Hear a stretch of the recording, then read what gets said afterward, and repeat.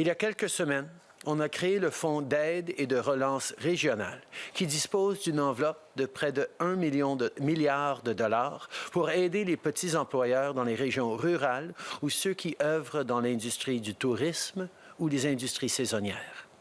Les fonds seront acheminés par l'entremise des 6 agences de développement régional. Une partie du financement sera également dédiée au réseau de développement des collectivités pour soutenir les entreprises dans les régions rurales et éloignées.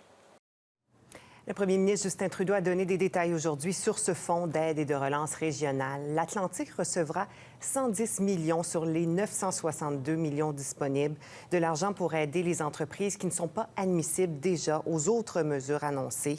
L'Agence de promotion économique du Canada Atlantique sera responsable d'administrer cet argent chez nous. Et pour en parler, je reçois maintenant la ministre du Développement économique et responsable de l'APECA, Mélanie Joly. Bonsoir. Merci d'être avec nous. Ça me fait plaisir. Bonsoir. Ça s'adresse à qui exactement, ce fonds? Qui peut en faire la demande?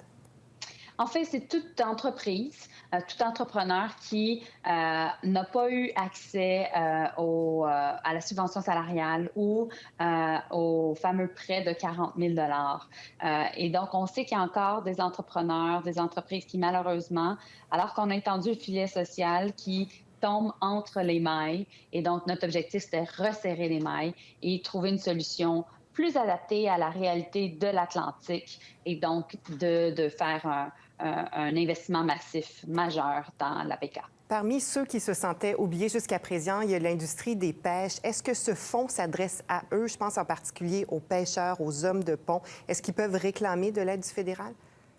Donc, je sais que ma collègue Bernadette Jordan, la ministre des Pêches, travaille sur plusieurs solutions et je suis toujours là pour l'appuyer. D'ailleurs, on a travaillé ensemble pour les transformateurs. Donc, il y a eu de l'argent qui a été ajouté aussi à l'APECA pour la transformation, mais pour l'aide directe aux pêcheurs, je sais qu'elle regarde des scénarios. Non, ça, c'est vraiment Donc, ce fonds ne s'adresse pas aux pêcheurs, mais il y a d'autres annonces qui pourraient venir. C'est ce qu'on comprend?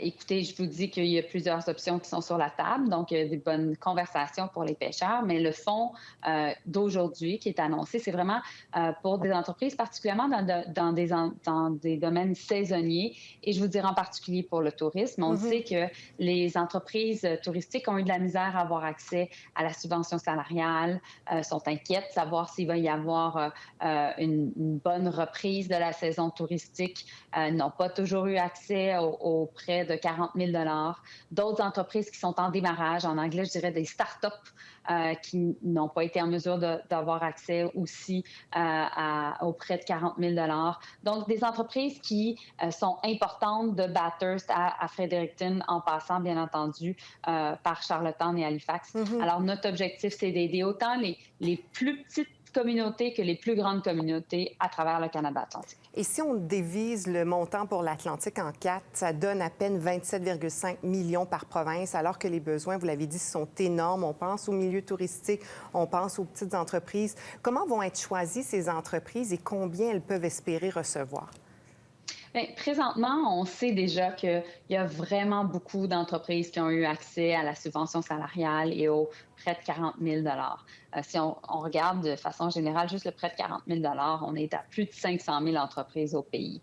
Donc, on lance cette initiative-là pour savoir comment on va être capable d'investir dans nos communautés et savoir à quel point nos entreprises vont pouvoir être intéressées. On sait déjà que l'APECA est très respectée, très outillée, et donc on va être là en attente des premiers arrivés, premiers servis. Ça va être notre philosophie pour être là pour nos différentes, pour les gens à travers le Canada atlantique. Et je vous dirais aussi que ce qu'on a fait pour les gens à travers l'Atlantique, c'est qu'on a la fameuse PCU, la prestation canadienne d'urgence, qui est là en renfort pour les secteurs saisonniers, pour les gens qui sont dans le secteur du tourisme, dans le secteur des pêches, etc., qui sont affectés par les pertes d'emploi. Et donc, on a voulu être là en tant que gouvernement donc, pour démontrer beaucoup de solidarité économique. Premier arrivé, premier servi, spécifiquement pour le fonds qui a été annoncé aujourd'hui. Qu'est-ce que les entreprises qui sont interpellées doivent faire? Ils doivent contacter directement l'APECA? Oui, tout à fait.